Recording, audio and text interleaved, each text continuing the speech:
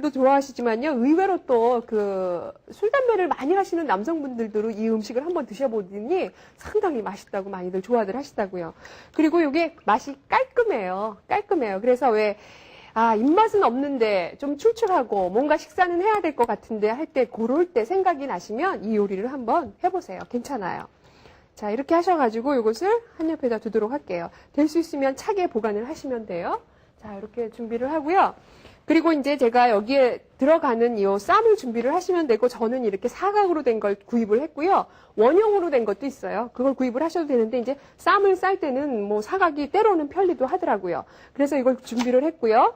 그리고 아까 우리가 왜 쌀국수 만들고 나서 편육이 남았어요. 그래서 제가 이렇게 얇게 저며 썰어놨고요.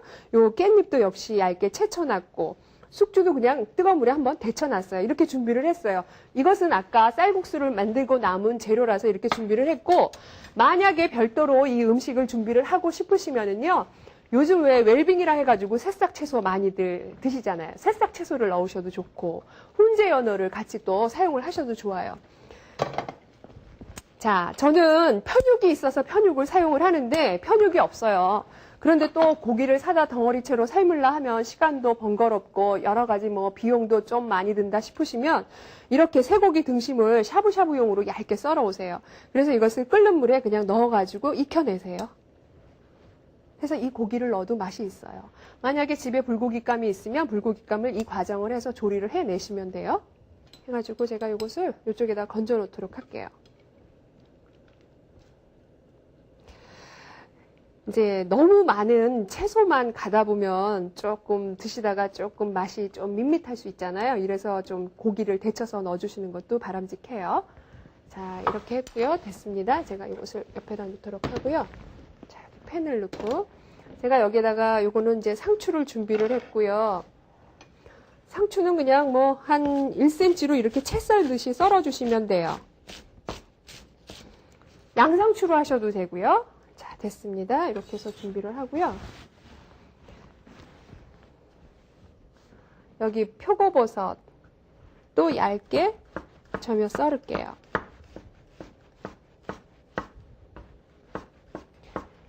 표고버섯으로 하고요. 여기는 새송이버섯. 새송이버섯도 그냥 떡국떡처럼 얇게 이렇게 저며서 썰어주세요. 됐습니다. 왜 버섯이 또 열을 가해서 익히면 그 씹히는 맛이 약간 고기 맛이 나잖아요.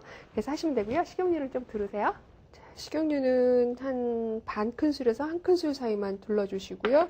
그리고 좀 달군 다음에 우리 양파채 아까 썰어놓은 거 조금만 넣도록 해요. 그리고 요거 버섯하고 동시에 그냥 넣으세요. 그리고 소금도 맨 처음부터, 그리고 센 불에서 살짝만 그냥 볶아주세요. 센 불에서 한 1분 사이만 볶아주세요. 만약에 이런 것도 그 생으로 날로 드시는 걸 원하시면 양파 같은 경우도 왜 찬물에다 담갔다가 건지셔가지고 그냥 다 날로 쌈으로 싸서 드셔도 괜찮아요.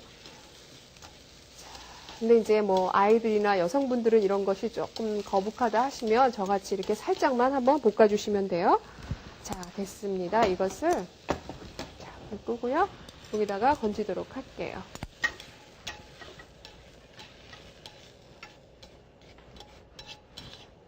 자, 됐어요. 이렇게 하고요. 여기에다가 이 뜨거운 물을 올려놓도록 할게요.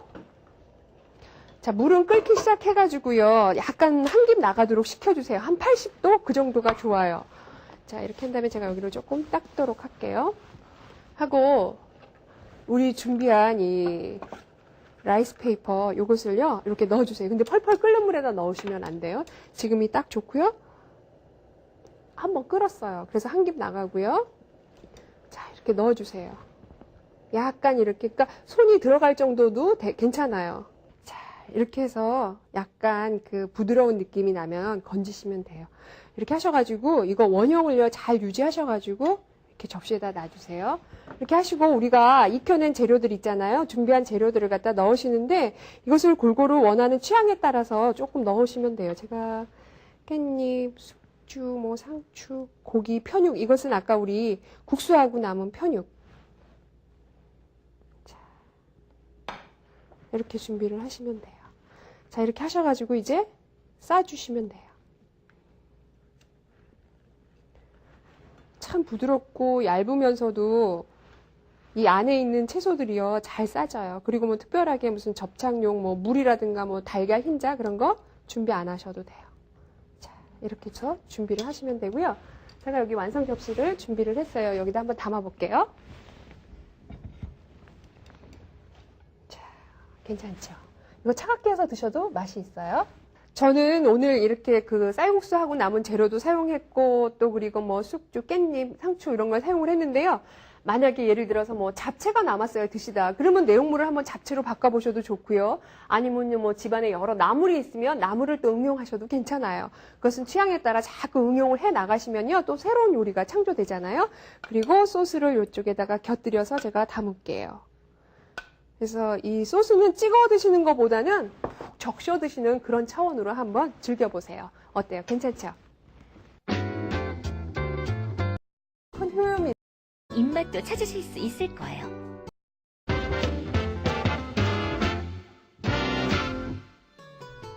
색다른 맛으로 식탁에 변화를 주고 싶다면 베트남 쌀국수와 라이스 페이퍼 쌈을 준비해보세요. 잡냄새를 싹 걷어낸 진한 육수에 아삭아삭 씹히는 숙주와 보들보들한 쌀국수가 만나면 속이 확 풀리는 듯해요. 거기다 야채가 듬뿍 들어간 라이스 페이퍼 쌈을 함께하면 잃어버린 입맛도 찾으실 수 있을 거예요. 꼭